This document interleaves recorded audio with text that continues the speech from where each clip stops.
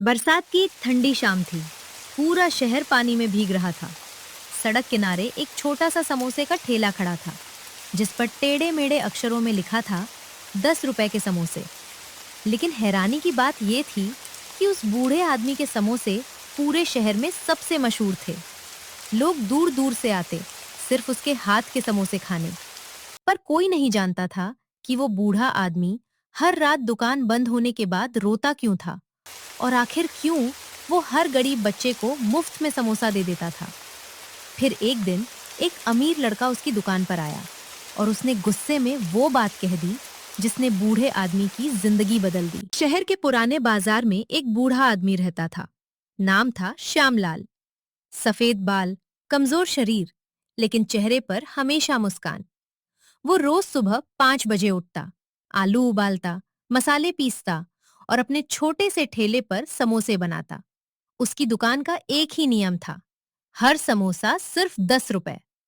लोग कहते, अरे बाबा, आजकल तो 20-30 रुपए का मिलता है। लेकिन श्यामलाल बस मुस्कुराकर कहता। भूख अमीर गरीब देखकर नहीं लगती बेटा।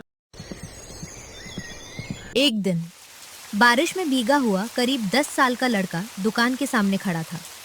उसके कपड़े फटे हुए थे और वो बस समोसों को देख रहा था। श्यामलाल समझ गया। उसने प्यार से पूछा, खाना है? लड़के ने धीरे से सिर हिलाया पैसे नहीं है। और गरम समोसा उसके हाथ में रख दिया। जब बड़े आदमी बन जाओ तब पैसे दे देना। लड़के की आंखों में आंसू आ गए। उसका नाम था राजू। उसी समय एक बड़ी कार वहां रुकी। उसमें से एक अमीर लड़का उतरा, नाम विकी।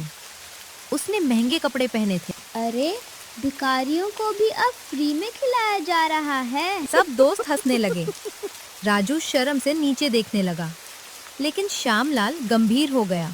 उसने धीरे से कहा, बेटा, गरीब होना शर्म की बात नहीं होती, किसी का मजाक उड़ाना शर्म की बात होती है। विक्की को गुस्सा आ गया। उसने 500 रुपए निकालकर टेबल पर फेंके। पूरा ठेला खरीद सकता हूँ मैं। श्यामलाल शांत रहा। लेकिन इंसानियत नहीं खरीद सकते। ये सुनकर विक्की वहां से चला गया। राजू रोज स्कूल के बाद दुकान पर आने लगा। वो श्यामलाल की मदद करता, बर्तन साफ करता, पानी लाता और बदले में एक समोसा खाता। धीरे धीरे दोनों में दादा पोते जैसा रिश्ता बन गया। एक दिन श्यामलाल ने पूछा, बड़े होकर क्या बनोगे? बहुत बड़ा आदमी, ताकि कोई गरीब भूखा ना सोए। श्यामलाल की आंखें भर आईं। उस रात राजू ने देखा, श्यामलाल दुकान बंद करके रो रहा था। राजू डर गया।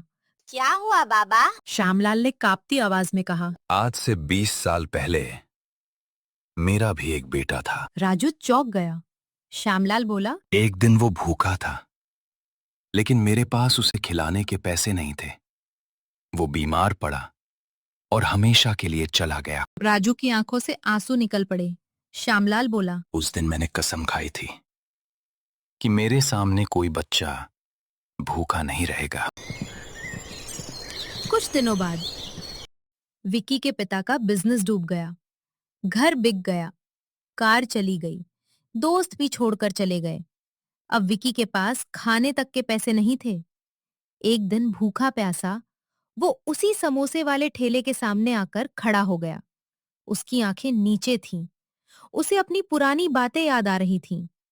श्यामलाल ने उसे देखा और बिना कुछ बोले एक गरम समोसा उसके हाथ में रख दिया।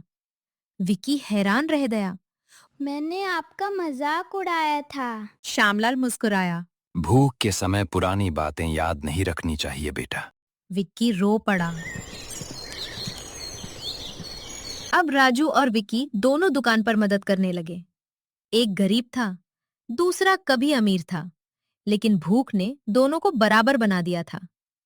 श्यामलाल दोनों को एक ही बात सिखाता। इंसान की कीमत उसके पैसों से नहीं, उसके दिल से होती है। एक दिन श्यामलाल अचानक दुकान पर बेहोश होकर गिर पड़ा।